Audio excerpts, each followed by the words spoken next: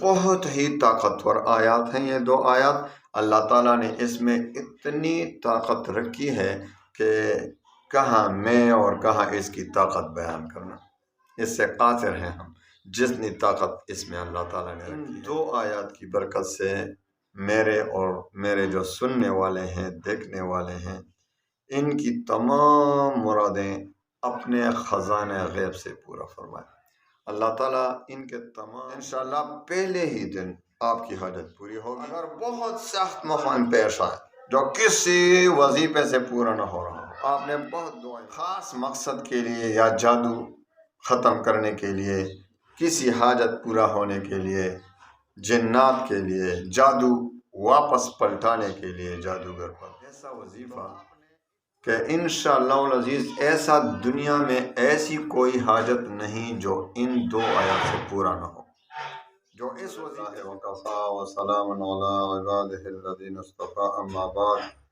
فاعوذ باللہ من الشیطان الرجیم بسم اللہ الرحمن الرحیم لقد جاءکم رسول من انفسکم عزیز علیہ ما عنتم حریص علیکم بالمؤمنین رؤوف الرحیم فَإِن تَوَلَّوْا فَقُلْ حَسْبِيَ اللَّهُ لَا إِلَهَ إِلَّا هُوَ عَلَيْهِ تَوَكَّلْتُ وَهُوَ رَبُّ الْعَرْشِ الْعَظِيمِ صدق اللہ مولانا العظیم۔ السلام علیکم ورحمۃ اللہ وبرکاتہ۔ یہ دو آیات جو سورہ توبہ کی جو آخری دو آیات ہیں، یقیناً اس کے معجزات، اس کے کرامات، اس کے کمالات اتنے ہیں کہ ختم ہونے والے نہیں۔ جن لوگوں نے اس پر تجربات کیے ہیں، اس کو آزمایا ہے، بالکل صحیح پایا ہے۔ وہی لوگ شکایت کرتے ہیں کہ کام نہیں کرتا جن لوگوں کے عقائد یا ٹھیک نہیں، ان کے ایمان اور یقین میں کمی ہوگی، یا ان کا تلفظ ٹھیک نہیں ہوگا۔ تو سب سے پہلے تو بھائی میں آپ کو اس کا وظیفہ بتا دیتا ہوں، ایسا وظیفہ کہ انشاءاللہ العزیز ایسا دنیا میں ایسی کوئی حاجت نہیں جو ان دو آیات سے پورا نہ ہو، جو اس وظیفے سے پورا نہ ہو۔ خواہ آپ کو ایسا حاجت، خواہ آپ کو ایسا کوئی کام درپیش ہو، ایسی حاجت کہ وہ ناممکن ہو، لیکن ان دو آیات کی وجہ سے اللہ تعالیٰ اس کو ممکن بنا دے گا۔ ایسا وظیفہ بتا دیتا ہوں، لیکن سب سے پہلے آپ نے ایک تو اس کا تلفظ ٹھیک کرنا ہے۔ پہلے میں نے بھی اس کے وظائف دیے تھے۔ ایک مجھے واٹس ایپ پہ کسی کا میسج آیا کہ بھائی میں تو بہت سے عرصے سے یہ وظیفہ پڑھ رہا ہوں، کچھ کام نہیں ہو رہا۔ میں نے کہا آپ میں کوئی کمی ہوگی اس میں؟ اس نے کہا کوئی کمی نہیں۔ میں نے کہا ذرا آپ مجھے سنا دیں،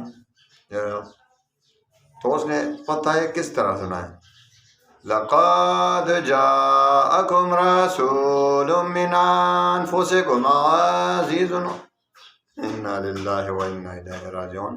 میں نے کہا بس بس بس بس بس ٹھیک، آپ کا وظیفہ عمر بھر بھی آپ پڑھتے رہیں گے تو کام نہیں کرے گا۔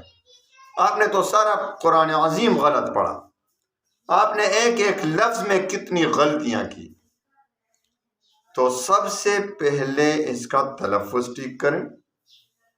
دوسری بات، اپنے ایمان اور یقین کی اصلاح کریں۔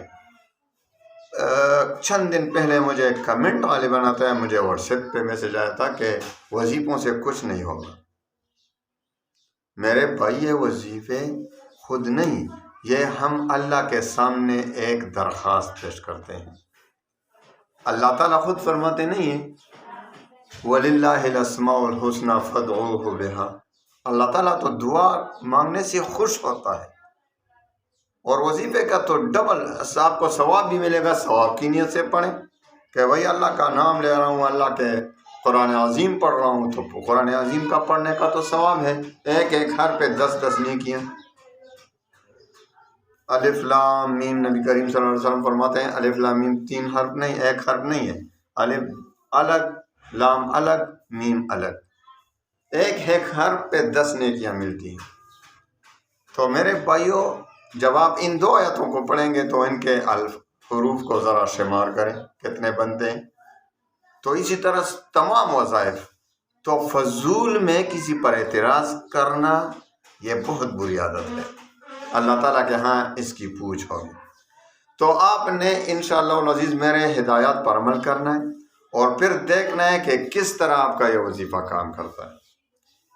تو سب سے پہلے اس کا تلفظ آپ نے ٹھیک کرنا ہوگا۔ اگر آپ کو کوئی استاد نہیں ملتا تو مجھے واٹس ایپ پہ میں ثواب کی نیت سے آپ کو انشاءاللہ سکھا دوں گا۔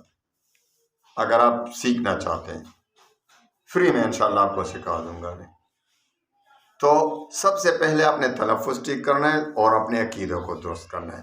دیکھو حدیث پاک میں آتا ہے، حدیث قدسی ہے کہ نبی کریم صلی اللہ علیہ وسلم فرماتے ہیں کہ اللہ تعالیٰ فرماتے ہیں کہ میں اپنے بندے کے ساتھ اس کے ظن، اس کے گمان کے مطابق ہی معاملہ فرماتا ہوں۔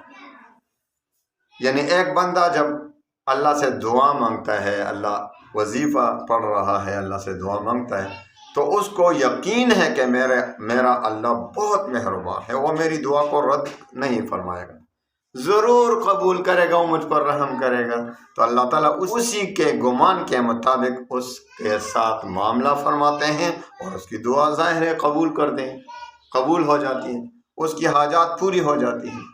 اور جو بندہ دعا کرتے وقت یا وظیفہ پڑھتے وقت اس کا خیال، اس کا یقین یہ ہے کہ یار میں نے تو بہت وظائف پڑھے ہیں، پتہ نہیں کام کرے گا کہ نہیں، یار ہماری دعا تو قبول ہوتی ہی نہیں، چلو یہ بھی پڑھتا ہوں، تو آپ مجھے بتائیں اللہ تعالیٰ اسی ظن کے مطابق فیصلہ فرماتے ہیں، معاملہ فرماتے ہیں۔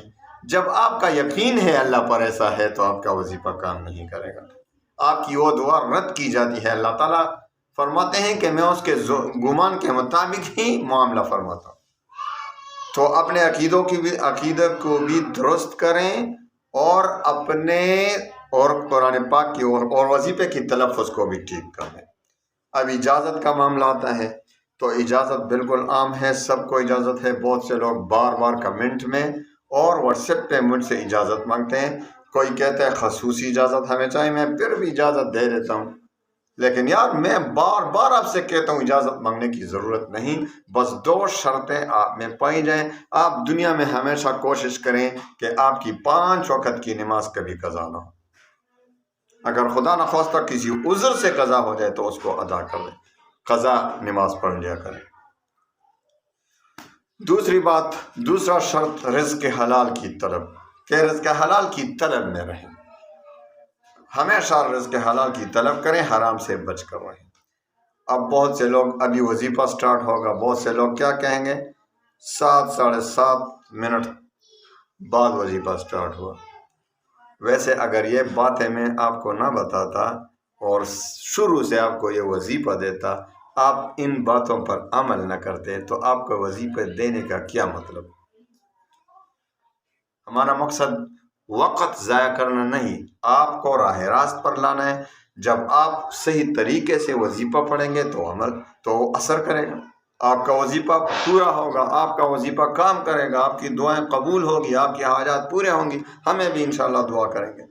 تو اب آتے ہیں وظیفہ، ایک تو ہر 5 نمازوں کے بعد 1 مرتبہ کم از کم آپ نے پڑھنا ہے، یہی آیات۔ اور دوسری بات یہ کہ خاص مقصد کے لیے یا جادو ختم کرنے کے لیے، کسی حاجت پورا ہونے کے لیے، جنات کے لیے، جادو واپس پلٹانے کے لیے جادوگر پر، تو آپ نے عشاء کی نماز کے بعد 40 بار پڑھنا ہے، اور باقاعدہ 5 وقت نماز کے بعد 1 بار اور 1 بار 2 بار درود شریف اس کے ساتھ پڑھا کریں۔ 40 بار عشاء کی نماز کے بعد 40 دن تک پڑھیں۔ اگر بہت سخت موقع پیش آئے جو کسی وظیفے سے پورا نہ ہو رہا ہو، آپ نے بہت دعائیں مانگی، تو پھر 101 بار 40 دن تک پڑھیں، 101۔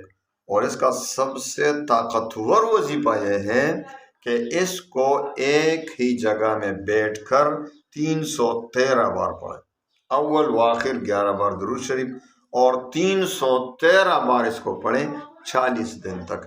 انشاءاللہ 40 دن تو بہت زیادہ دن ہوتے ہیں، انشاءاللہ پہلے ہی دن آپ کی حاجت پوری ہوگی، ورنہ آپ نے 40 دن تک اس وظیفے کو برقرار باقاعدہ پڑھنا ہے۔ انشاءاللہ 40 دنوں کے اندر اندر آپ کی حاجت پوری ہو جائے گی۔ یہ بہت ہی طاقتور آیات ہیں، یہ 2 آیات اللہ تعالیٰ نے اس میں اتنی طاقت رکھی ہے کہ کہاں میں اور کہاں اس کی طاقت بیان کرنا، اس سے قاصر ہیں ہم، جتنی طاقت اس میں اللہ تعالیٰ نے رکھی ہے، بس کیونکہ اس میں حضور پاک صلی اللہ علیہ وسلم کی خاص صفت بیان ہوئی ہے۔ لَقَدْ جَاءَكُمْ رَسُولٌ مِّنْ أَنفُسِكُمْ عَزِيزٌ عَلَيْهِ مَا عَنِتُّمْ حَرِيصٌ عَلَيْكُمْ بِالْمُؤْمِنِينَ رَءُوفٌ رَحِيمٌ فَإِن تَوَلَّوْا فَقُلْ حَسْبِيَ اللَّهُ لَا إِلَٰهَ إِلَّا هُوَ عَلَيْهِ تَوَكَّلْتُ وَهُوَ رَبُّ الْعَرْشِ الْعَظِيمِ۔ اللہ تعالیٰ ان 2 آیات کی برکت سے میرے اور میرے جو سننے والے ہیں، دیکھنے والے ہیں، ان کی تمام مرادیں اپنے خزانہ غیب سے پورا فرمائے۔ اللہ تعالیٰ ان کے تمام غموم اور ہموم کو اللہ تعالیٰ اپنے خزانہ غیب سے خوشیوں میں بدل دے۔ آمین ثم آمین، وآخر دعوانا ان الحمد للہ۔